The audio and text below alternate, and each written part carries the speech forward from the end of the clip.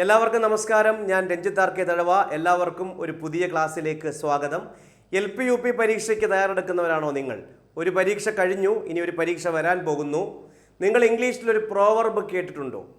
Early bird catches the fly. നേരത്തെ തുടങ്ങുന്നവൻ നേരത്തെ എത്തും. സോ LP-UPയുടെ കാര്യത്തിൽ തീർച്ചയായിട്ടും നമ്മൾ ശ്രദ്ധിക്കേണ്ടതും അതുതന്നെയാണ്.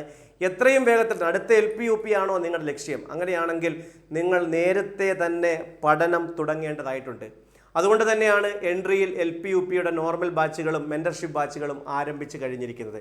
സോ ഞാൻ എത്തിയിരിക്കുന്നത് LP-UP പെഡഗോജി ഇനി ഈസി ആകും എന്ന ഒരു ഭാഗവുമായിട്ടാണ്. എൻ്റെ സബ്ജക്റ്റ് ഇംഗ്ലീഷാണ്. നമുക്കറിയാം ഇംഗ്ലീഷിൽ 10 മാർക്കുണ്ട്. ആ 10 മാർക്കും ഇംഗ്ലീഷ് ഗ്രാമർ പ്ലസ് വൊക്കാബുലറി അല്ല. അതിനകത്ത് 2 മാർക്ക് പെഡഗോജിയാണ്, 3 മാർക്ക് കോംപ്രിഹെൻഷനാണ്. ബാക്കിയുള്ള 5 മാർക്ക് മാത്രമാണ് ഗ്രാമർ പ്ലസ് വൊക്കാബുലറി വരുന്നത്. അതുകൊണ്ട് തന്നെ എല്ലാവരും ആദ്യം ഗ്രാമർ പ്ലസ് വൊക്കാബുലറി കോൺസെൻട്രേറ്റ് ചെയ്യും. കഴിഞ്ഞ തവണയും നമ്മൾ അത് തന്നെയായിരുന്നു. പക്ഷേ ഈ തവണ നമ്മളൊന്ന് മാറി ചിന്തിക്കുന്നു. പെഡഗോജി, ലാംഗ്വേജ് പെഡഗോജിയായിട്ട് ബന്ധപ്പെട്ടുള്ള കാര്യങ്ങൾ പഠിച്ചെടുക്കുക. കാരണം അതാണ് ഏറ്റവും പ്രയാസകരമായ ഒരു ടോപ്പിക് എന്ന് പറയുന്നത്. സോ ഞാൻ ഇന്ന് എത്തിയിരിക്കുന്നത് ഡീറ്റെയിൽഡ് ആയിട്ടുള്ളൊരു ക്ലാസ് തരാൻ വേണ്ടിയാണ്. പെഡഗോജി ഇത്രയ്ക്കിത്രേ ഉള്ളൂ എന്ന് നിങ്ങൾക്ക് മനസ്സിലാവുന്ന തരത്തിലുള്ള ക്ലാസ്സാണ്. ഈ ക്ലാസ് കഴിയുമ്പോൾ നിങ്ങൾക്ക് മനസ്സിലാവും we know the pedagogy better എന്നുള്ള കാര്യം മനസ്സിലാവും. ക്ലാസ് അവസാനം വരെ കാണുക. ഒരു കമൻറ്റ് ചെയ്തതിന് ശേഷം മാത്രം ക്ലാസ്സിൽ നിന്നും ലീവ് ചെയ്യുക. ഒന്നാമത്തെ ചോദ്യം ഇതാണ്. Skimming in reading is reading longer text for one's pleasure, going through the text to find a particular kind of information, detailed reading, reading through the text quickly to get an overall idea എന്നുള്ള 3 എണ്ണമാണ്. ചോദ്യം മാത്രം തന്നെ അവസാനിപ്പിക്കുക, എല്ലാ ഉത്തരത്തിലേക്ക് വരാം. Skimming എന്താണെന്നാണ് ചോദിച്ചിരിക്കുന്നത്. ആദ്യം നമുക്ക് സ്കിമ്മിങ് എന്താണെന്ന് നോക്കാം. അതിനുശേഷം സ്കിമ്മിങ് ഏതാണ് കൊടുത്തിരിക്കുന്ന ഉത്തരം എഴുതാം. ഇംഗ്ലീഷിൽ പ്രധാനമായിട്ട് ചോദിക്കുന്ന ലാംഗ്വേജ് പെഡഗോജിയായിട്ട് ബന്ധപ്പെട്ട് ഏറ്റവും പ്രധാനപ്പെട്ട 2 ചോദ്യമാണ്. റീഡിങ്ങുമായിട്ട് ബന്ധപ്പെട്ട 2 ചോദ്യമാണ്. എന്താണ് സ്കിമ്മിങ്, എന്താണ് സ്കാനിങ്? സ്കിമ്മിങ് വേഴ്സ് സ്കാനിങ് എന്താണത്? സ്കിമ്മിങ് എന്ന് പറഞ്ഞാൽ reading through the text quickly to get an overall idea. ഒരു പുസ്തകം വായിക്കുന്നു, ഒരു സംഭവം വായിക്കുന്നു, ഒരു ഓവറാൾ ഐഡിയ കിട്ടാൻ വേണ്ടി മാത്രം ഒരു ക്വിക്ക് റീഡിംഗ് ആണ്. ഉദാഹരണം പറഞ്ഞാൽ ന്യൂസ് പേപ്പർ റീഡിങ് ഏറ്റവും നല്ല ഉദാഹരണമാണ്. ന്യൂസ് പേപ്പർ റീഡിംഗ് എന്ന് പറയുന്നത്. കാരണം നമ്മൾ രാവിലെ പെട്ടെന്ന് നമ്മൾ ഓഫീസിൽ പോകാനോ പഠിക്കാൻ പോകാനോ ഒക്കെ ഇരിക്കുന്ന സമയത്ത് നമ്മൾ രാവിലെ എടുത്തു വെച്ചിട്ട് ഓവറാളായിട്ടൊന്ന് ഓടിച്ച് ഓരോരോ പേജ് മറിച്ച് നോക്കിയിട്ടൊരു പോക്കുണ്ട്. അതിനെ വിളിക്കുന്ന പേരാണ് സ്കിമ്മിങ്. സ്കാനിങ്ങും കൂടെ പറയുമ്പം ഇതിൻ്റെ 2ൻ്റെയും വേരിയേഷൻസ് മനസ്സിലാവും. സ്കാനിങ് എന്താണെന്ന് ചോദിച്ചാൽ going through the text to get a particular kind of information. നമ്മൾ സ്വാഭാവികമായിട്ടും വിചാരിക്കും സ്കിമ്മിങ് ക്വിക്ക് റീഡിംഗ് ആണെങ്കിൽ സ്കാനിങ് ഒരു തറോ റീഡിംഗ് ആയിരിക്കും എന്ന് വിചാരിക്കും. അല്ലല്ല. സ്കാനിങ് എന്ന് പറഞ്ഞാൽ ഏതെങ്കിലും ഒരു പർട്ടിക്കുലർ ഇൻഫർമേഷൻ കിട്ടാൻ വേണ്ടി വായിക്കുന്നു. ഉദാഹരണത്തിന് search the meaning of A word in the dictionary. ഏറ്റവും നല്ല ഉദാഹരണമാണ്. നിങ്ങളിപ്പം ഒരു വാക്കിൻ്റെ ഇപ്പം പ്രെസ്പിക്വസ് എന്ന് പറയുന്നൊരു വാക്കിൻ്റെ അർത്ഥം അറിയണം, ഒരു സിനോണിം അറിയണം. അതിനുവേണ്ടി നിങ്ങൾ ഡിക്ഷണറി എടുത്ത് നോക്കുന്നു. അതിനെ വിളിക്കുന്ന പേരാണ് സ്കാനിങ്. അപ്പോൾ സ്കിമ്മിങ്ങും സ്കാനിങ്ങും മനസ്സിലാവും. വേറെ ഉദാഹരണങ്ങൾ വേണമെങ്കിൽ നമുക്ക് പറയാം. അപ്പോൾ സ്കിമ്മിങ്ങിന് ഏറ്റവും നല്ല ഉദാഹരണം ന്യൂസ് പേപ്പർ റീഡിംഗ് ആണ്. സ്കാനിങ്ങിന് ഏറ്റവും നല്ല ഉദാഹരണം വരുന്നത് ഡിക്ഷണറി വായിക്കുക, ഒരു വാക്കിൻ്റെ അർത്ഥം കിട്ടാൻ വേണ്ടി, മാപ്പ് നോക്കുക, ഒരു പർട്ടിക്കുലർ പ്ലേസ് മനസ്സിലാകാൻ വേണ്ടി, ടെലിഫോൺ ഡയറക്ടറി എടുത്ത് നോക്കുക, ഒരു പർട്ടിക്കുലർ നമ്പർ കിട്ടാൻ വേണ്ടി.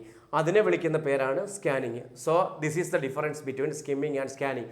Once again, reading through the text quickly to get an overall idea, that is called swimming. Going through the text to get a particular kind of information, that is called scanning. സ്കിമ്മിങ്ങിന് ഉദാഹരണമായിട്ട് പറയാൻ കഴിയുന്നത് news paper reading ആണെങ്കിൽ സ്കാനിങ്ങിന് ഉദാഹരണമായിട്ട് പറയാൻ കഴിയുന്നത് search the meaning of A word in A dictionary എന്നുള്ളതാണ്. ഇനി വീണ്ടും ഞാൻ ആദ്യം കാണിച്ച ചോദ്യത്തിലേക്ക് പോകുന്നതിന് മുമ്പ് 4 ഓപ്ഷൻ ഉണ്ടായിരുന്നല്ലോ. ഈ റീഡിങ്ങിൽ 2 തരത്തിലുള്ള റീഡിങ് കൂടിയുണ്ട്. റീഡിങ്ങിനെ വീണ്ടും 2ആയി തരംതിരിക്കാം. ഇൻറ്റൻസീവ് റീഡിംഗ് എന്നും എക്സ്റ്റെൻസീവ് റീഡിംഗ് എന്നും. സ്കിമ്മിങ്ങും സ്കാനിങ്ങും വേറെയാണ്, ഇൻറ്റൻസീവ് റീഡിങ്ങും എക്സ്റ്റെൻസീവ് റീഡിങ്ങും വേറെയാണ്. സ്കിമ്മിങ്ങും സ്കാനിങ്ങുമായിട്ട് ഇൻറ്റൻസീവ് റീഡിങ്ങിനും എക്സ്റ്റെൻസീവ് റീഡിങ്ങിനും ബന്ധമില്ല, രണ്ടും രണ്ടാണ്. എന്താണ് ഇൻറ്റൻസീവ് റീഡിങ്? ഇൻറ്റൻസീവ് നമ്മൾ കേട്ടില്ലേ, ഇൻറ്റൻസീവ് കെയർ യൂണിറ്റ് എന്ന് കേട്ടിട്ടുണ്ട്, ICU. തീവ്ര പരിചരണ വിഭാഗം എന്ന് പറയുമ്പോൾ അവിടെ ഏറ്റവും കൂടുതൽ ശ്രദ്ധ വേണ്ടതാണ് ഇൻറ്റൻസീവ്. എന്നാൽ എക്സ്റ്റൻസീവ് എന്ന് പറയുമ്പോഴോ അത്രമാത്രം ശ്രദ്ധ വേണ്ടാത്തതാണ്. ഇനി കേട്ടോ, what is intensive reading? Intensive reading refers to a reading approach where you carefully and thoroughly read a text to gain a deeper understanding of its meaning, language and structure. സംഭവം മനസ്സിലായോ? Deep learning ആണ്, deep reading ആണ്, thorough reading ആണ്. എന്ന് വെച്ചാൽ നിങ്ങൾ പരീക്ഷയ്ക്ക് വേണ്ടി പഠിക്കുന്നു, ഇംഗ്ലീഷ് പുസ്തകം നാളെ പരീക്ഷയാണ്, ഇന്ന് ഇംഗ്ലീഷ് പുസ്തകം പഠിക്കുന്നു, അല്ലെങ്കിൽ ഒരു വർഷമായിട്ട് പഠിച്ചുകൊണ്ടിരിക്കുന്നു. തറോ റീഡിംഗ് ആണ്. അതിനെ വിളിക്കുന്ന പേരാണ് ഇൻറ്റൻസീവ് റീഡിംഗ്, അല്ലെങ്കിൽ തീവ്രമായിട്ടുള്ള റീഡിംഗ്. ഓക്കെ. എന്നാൽ എക്സ്റ്റൻസീവ് റീഡിംഗ് എന്താണ്? ഇപ്പോൾ reading text book for preparing exam ആണ് ഇൻറ്റൻസീവ് റീഡിങ്ങിന് ഏറ്റവും നല്ല ഉദാഹരണം. എക്സ്റ്റൻസീവ് റീഡിംഗ് എന്തോ ആയിരിക്കും? അപ്പം ഒരു നോവൽ വായിക്കുന്നു, ഒരു കഥ വായിക്കുന്നു, ഒരു ഷോർട്ട് സ്റ്റോറി വായിക്കുന്നു. റീഡിംഗ് ഫോർ പ്ലഷർ, അല്ലെങ്കിൽ ഫ്ലുവൻസി കിട്ടാൻ വേണ്ടി, അണ്ടർസ്റ്റാൻഡിങ് ഓഫ് ദ ടോപ്പിക് കിട്ടാൻ വേണ്ടി, അല്ലെങ്കിൽ അതിനെക്കുറിച്ചുള്ള അറിവ് കൂടാൻ വേണ്ടി ഒക്കെ നമ്മൾ ഒരു ലക്ഷ്യത്തിനല്ലാതെ, അല്ലെങ്കിൽ ഒരു പ്രത്യേക പർപ്പസിനല്ലാതെ വായിക്കുമ്പം, നമുക്ക് സന്തോഷം കിട്ടാൻ വേണ്ടി, ഇമോഷണൽ സാറ്റിസ്ഫാക്ഷൻ കിട്ടാൻ വേണ്ടി വായിക്കുമ്പം അതിനെ വിളിക്കുന്ന പേര് എക്സ്റ്റൻസീവ് റീഡിംഗ് എന്നാണ്. Extensive reading is a reading approach where you read a large quantity of text for general understanding, pleasure and to improve reading fluency. മനസ്സിലായോ? It is a reading approach where you read a large quantity of text. Novel ആകാം, ഒരു short story ആകാം, എന്തുകൊണ്ടല്ലോ general understanding, pleasure and to improve your reading fluency. എല്ലാവരും പുസ്തകം വായിക്കുന്നത് എന്തിനാ? അവരുടെ അറിവ് കൂടാൻ വേണ്ടി, അല്ലെങ്കിൽ അവർക്ക് സന്തോഷം കിട്ടാൻ വേണ്ടി. So reading novel, short stories for pleasure, ഇതൊക്കെയാണ് ഇതിന് ഉദാഹരണം. അപ്പോൾ എന്താണ് skimming, scanning, intensive reading, extensive reading? 4ൻ്റെ ഉദാഹരണമാണ് ആദ്യം കൊടുത്തിരുന്നത്. ഇപ്പോൾ ഉദാഹരണത്തിന് സ്കിമ്മിങ് എന്ന് പറഞ്ഞു കഴിഞ്ഞാൽ എന്താണെന്ന് ചോദിച്ചു കഴിഞ്ഞാൽ ഓവറാൾ ഐഡിയ കിട്ടാൻ വേണ്ടി പരന്ന വായന, അതിനെ വിളിക്കുന്ന പേരാണ് സ്കിമ്മിങ് എന്ന് പറയുന്നത്. ന്യൂസ് പേപ്പർ റീഡിംഗ് ഏറ്റവും നല്ല ഉദാഹരണമാണ്. ഇനി സ്കാനിങ് എന്താണെന്ന് ചോദിച്ചു കഴിഞ്ഞാൽ പർട്ടിക്കുലർ കൈൻഡ് ഓഫ് ഇൻഫർമേഷൻ കിട്ടാൻ വേണ്ടി ഡിക്ഷണറി ഏറ്റവും നല്ല ഉദാഹരണമാണ്. ഇൻറ്റൻസീവ് റീഡിംഗ് എന്താണെന്ന് ചോദിച്ചാൽ തീവ്രമായ വായനയാണ്, പരീക്ഷയ്ക്ക് വേണ്ടി പഠിക്കുക, ഒരു പുസ്തകം പഠിക്കുക, അതാണ് ഏറ്റവും നല്ല ഉദാഹരണം. എക്സ്റ്റൻസീവ് റീഡിംഗ് എന്താണെന്ന് ചോദിച്ചാൽ റീഡിംഗ് അപ്രോച്ചാണ്, ലാർജ് ക്വാണ്ടിറ്റി ഓഫ് ടെക്സ്റ്റ് വായിക്കുന്നു for pleasure, fluency, understanding etcetera. അത് ഒരു നോവലും ഷോർട്ട് സ്റ്റോറീസും ഒക്കെ നമുക്ക് ഫ്രീ കിട്ടുമ്പോൾ ഇരുന്ന് വായിക്കുന്നതിനെ എക്സ്റ്റൻസീവ് റീഡിംഗ് എന്ന് വിശേഷിപ്പിക്കുക. ഇനി ആദ്യത്തെ ചോദ്യത്തിൻ്റെ ഉത്തരം നിങ്ങൾ പറയണം. പരീക്ഷയ്ക്ക് ചോദിച്ച ഒരു ചോദ്യം കാണിച്ചു തരാം.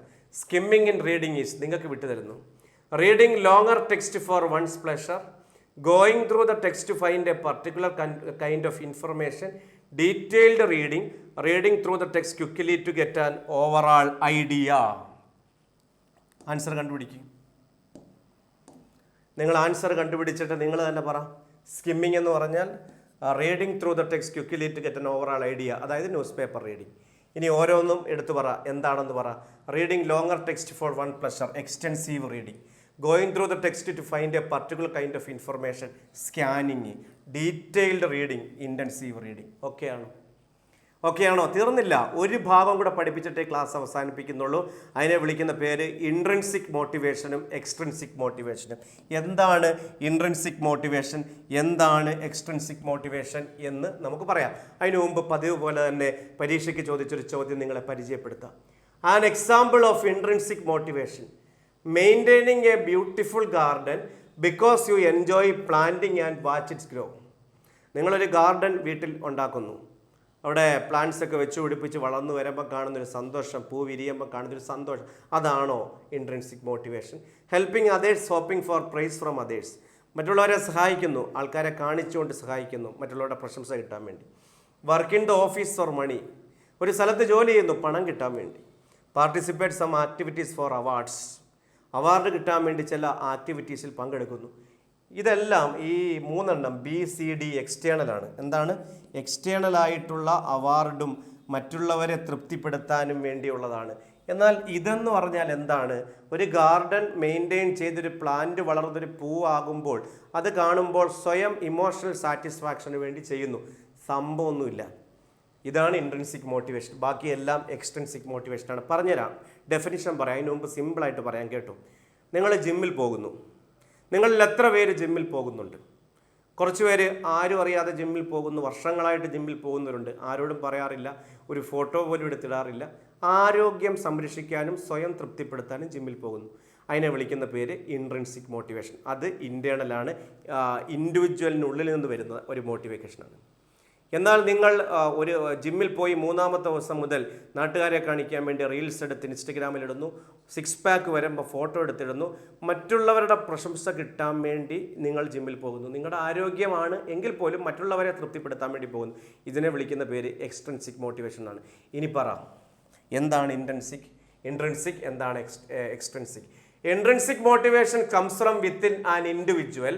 It is the desire to engage in an activity for personal satisfaction, enjoyment or interest. ഇവിടെ it comes from within an individual. ഒരു ഇൻഡിവിജ്വലിൻ്റെ ഉള്ളിൽ നിന്ന് വരണം. അയാളുടെ സ്വയം സംതൃപ്തിക്ക് വേണ്ടി ചെയ്യുന്നു. It is the desire to engage in an activity for personal satisfaction. Not only not for satisfying others' pleasure. മറ്റുള്ളവരെ സന്തോഷിപ്പിക്കാൻ വേണ്ടിയല്ല, എൻജോയ്മെൻറ്റ് ഓർ സ്വയം തൃപ്തിക്ക് വേണ്ടി ചെയ്യുന്നു. Example, planting A tree, reading A book. നിങ്ങൾ ആരെങ്കിലും കാണിക്കാൻ വേണ്ടിയാണോ ബുക്ക് വായിക്കുന്നത്? അല്ല. നിങ്ങൾ ബുക്ക് വായിച്ചിട്ട് അത് സ്റ്റാറ്റസ് എടുത്തിടുമ്പം അത് എക്സ്ട്രിൻസിക്കാണ്. ഞാനിത് വായിച്ചു എന്ന് നാട്ടുകാരെ ബോധ്യപ്പെടുത്തുകയാണ്. വാച്ചിങ് എ മൂവി, ഒരു സിനിമ കാണുന്നു, നിങ്ങൾ ആരെങ്കിലും ബോധ്യപ്പെടുത്തുന്നു? ഇല്ല. പക്ഷെ നിങ്ങൾ കണ്ടിട്ട് അത് എടുത്തിട്ട് സ്റ്റാറ്റസ് എടുത്തിട്ട് ഞാൻ ഈ സിനിമ കണ്ടു, എല്ലാവരും കാണണം എന്നൊക്കെ പറയുമ്പോൾ നാട്ടുകാരെ ബോധ്യപ്പെടുത്താൻ വേണ്ടി ചെയ്യുന്നു. അതല്ല. സിനിമ കാണുമ്പോൾ നമ്മൾ വീട്ടിൽ ഇരുന്നിട്ടൊരു സിനിമ ടി വിയിൽ കാണുന്നു, അപ്പം നമ്മളത് ആരെയും ബോധ്യപ്പെടുത്താൻ വേണ്ടിയല്ല. അതിനെ വിളിക്കുന്നത് ഇൻട്രിൻസിക് മോട്ടിവേഷൻ എന്ന് വിളിക്കും. ഇപ്പം പഠിച്ച് ഡോക്ടർ ആവണമെന്നുള്ള സ്വയം ആഗ്രഹം, മറ്റുള്ളവരുടെ ആഗ്രഹമല്ല, സ്വയം തൃപ്തിപ്പെടുത്താൻ വേണ്ടി പഠിക്കുന്നു, ഡോക്ടർ ആവുന്നു. ഇപ്പോൾ കൽപ്പന ചൗള സ്പേസിൽ പോകുന്നത് വരെ ആരോടും പറഞ്ഞിട്ടില്ല സ്വന്തം വിശ്വസൊന്നും. അത് അവരുടെ ആഗ്രഹം മാത്രമായിരുന്നു. അതാണ് ഇൻട്രിൻസിക് മോട്ടിവേഷൻ. അതാണ് ഏറ്റവും കൂടുതൽ വേണ്ടത് കേട്ടോ. എക്സ്ട്രിൻസിക് അല്ല നമുക്ക് വേണ്ടത്, ഇൻട്രിൻസിക്കാണ്. എക്സ്ട്രിൻസിക് പലപ്പോഴും നമ്മളെ എൻകറേജ് ചെയ്യാറുണ്ട് മറ്റുള്ളവരെ തോൽപ്പിക്കാൻ വേണ്ടി. ഇപ്പം നമ്മുടെ സമൂഹത്തിൽ ഞാൻ വിജയിച്ച് കാണണം, എല്ലാവരും എൻ്റെ മുമ്പിൽ ഒന്ന് തോറ്റ് കാണണം എന്നും പറഞ്ഞ് ജീവിക്കുന്ന ആൾക്കാരുണ്ട്. അതാണ് ഈ ഫേസ്ബുക്ക്, വാട്സപ്പ്, സോഷ്യൽ മീഡിയയിലൊക്കെ നമ്മൾ കാണുന്നത്. മറ്റുള്ളവരെ കാണിക്കാൻ വേണ്ടിയുള്ള ലൈഫ്.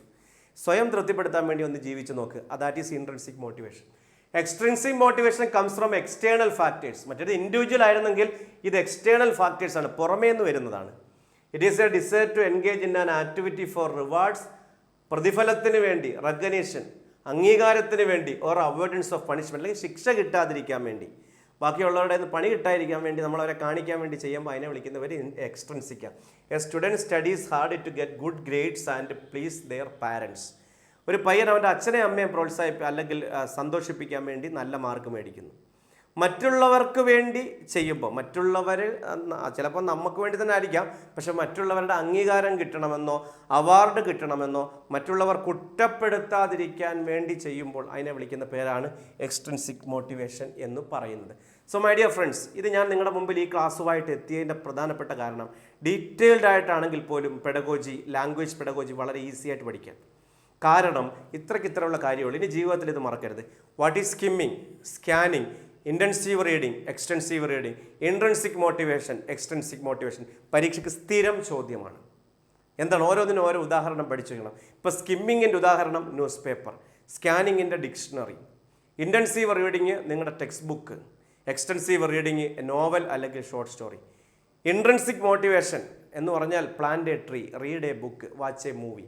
എക്സ്ട്രിൻസിക് മോട്ടിവേഷൻ എന്ന് പറഞ്ഞു കഴിഞ്ഞാൽ മറ്റുള്ളവർക്ക് വേണ്ടി, അച്ഛനെയും അമ്മയും തൃപ്തിപ്പെടുത്താൻ വേണ്ടി പരീക്ഷയ്ക്ക് മാർക്ക് കൂടുതൽ വാങ്ങിക്കുക. ഇപ്പോൾ ഇത് സൂപ്പറായിട്ട് മനസ്സിലായോ? സോ പെഡഗോജി നമ്മുടെ കയ്യിൽ ഭദ്രമാണെന്ന് അറിയിക്കാൻ വേണ്ടിയാണ് ഈ ക്ലാസ്സുമായിട്ട് ഞാൻ വന്നത്. എൻട്രിയൽ LPUPയുടെ ക്ലാസ്സുകൾ ആരംഭിച്ചു കഴിഞ്ഞു.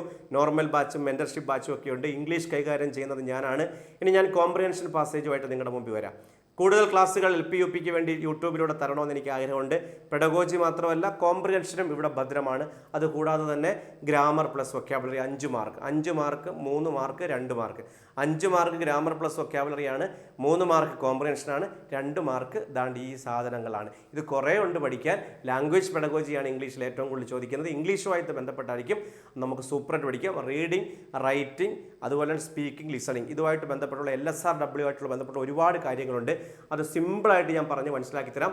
ഇവിടെ എന്തും പോവും. Okay, thank you my dear friends. Comment ചെയ്യാൻ മറക്കരുത്. ക്ലാസ് ഇഷ്ടപ്പെട്ടെങ്കിൽ കമൻറ്റ് ചെയ്യാൻ മറക്കരുത്.